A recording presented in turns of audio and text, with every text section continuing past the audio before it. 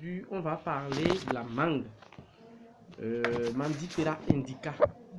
C'est une plante de la famille des Anacardiacées, de l'ordre Sapindale et du genre Mandifera qui est originaire de l'Asie et qui comprend plus de 500 variétés. Donc, on ne se mettra pas à citer les variétés de mangue qui existent. Il faut noter que les mangues sont riches en fibres, en fructose, en saccharose, en amidon, en vitamine E, vitamine B9, C, B2, B1, B6. Ils contiennent beaucoup d'eau, des caroténoïdes, des acides galliques, la quercétine, des antioxydants. Ils contiennent du sodium, potassium, calcium, magnésium, cuivre et beaucoup de gallotanés.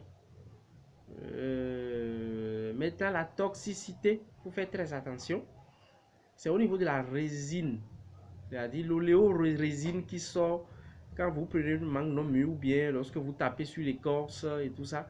Ça contient de l'uriciol qui peut être allergogénique. C'est-à-dire ça peut générer des allergies chez certaines personnes et créer des dermatites. Il faut faire très attention. Donc, il ne faut pas s'approcher des mangues non mûres si vous ne savez pas, si vous êtes sensible à ce latex-là. Également, ce qu'il faut craindre au niveau de la mangue, c'est les manières illégales de les faire mûrir, pas les conserver. Il y a des personnes qui mettent des produits chimiques qui font que les mangues mûrissent rapidement. Maintenant, les produits chimiques là laissent des débris, pas des débris ou bien des résidus, ou bien incorporent la pulpe. Et quand vous mangez les mangues, même lavées, vous mangez ces produits chimiques. Vous mangez de ces produits chimiques là, ou bien de ces substances utilisées pour faire mûrir les mangues, qui peut s'avérer un peu toxique pour votre organisme. Donc voilà pour la toxicité de la mangue. En nutrition, bien, les usages que tout le monde connaît. En nutrition, on peut faire des jus de mangue, les confitures de mangue, les bonbons de mangue. On peut fabriquer des arômes de mangue. Il y en a même qui font, comment on appelle, de la lyophilisation pour avoir les mangues secs. Et tout ça, c'est bien. Le bois est également utilisé. C'est utilisé pour fabriquer la teinture jaune, et les encres noires. Et pour la cuisson de la viande, au niveau de l'attendrissement. Alors, il faut noter que la feuille de mangue, je vais parler de la feuille maintenant, permet de soigner les fièvres, les diarrhées, les dysenteries et permet de soigner les évanouissements. Quand quelqu'un s'évanouit vite, quelqu'un tombe dans les pommes et qu'on ne comprend pas souvent l'origine, il faut utiliser les feuilles de mangue en infusion très souvent et ça va soigner ça. Et il y a également les anomalies des ganglions lymphatiques. Quand vous sentez des douleurs dans les aines ou bien au niveau des cuisses là-bas, dû à des ganglions, ou bien quand vous avez un problème lymphatique, il faut utiliser les feuilles de mangue. Et les maladies des vaisseaux sanguins aussi, il faut utiliser les feuilles de mangue.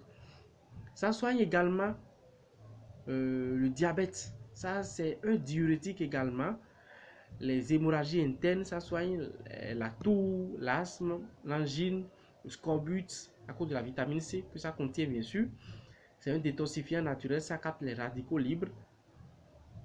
Maintenant, les fruits sont vermifuges. Lorsque vous mangez les fruits de mangue, vous n'aurez pas trop bien lavé, hein, parce que les œufs d'ascaris peuvent aussi se poser sur ces fruits-là et faire l'effet contraire. Vous n'aurez pas les vers intestinaux, ça soigne la diarrhée, les hémorroïdes. Et surtout, les fruits de mangue préviennent les cancers à cause des polyphénols qu'ils contiennent. Il y a également la racine qui participe toujours dans la prise en charge du diabète.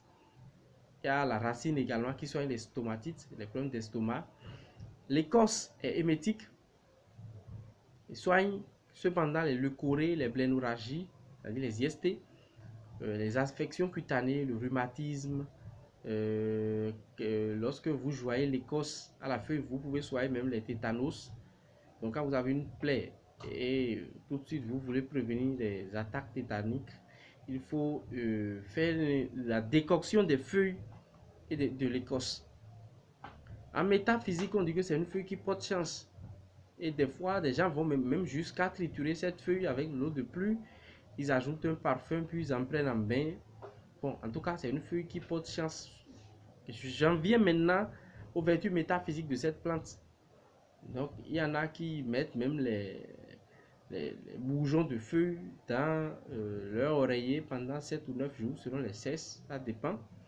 Donc, c'était Arizana, centre de médecine naturelle, biocosmétique, sur le Mandifera indica, la mangue. Je suis Aristide Dalokono, chercheur et consultant en médecine naturelle.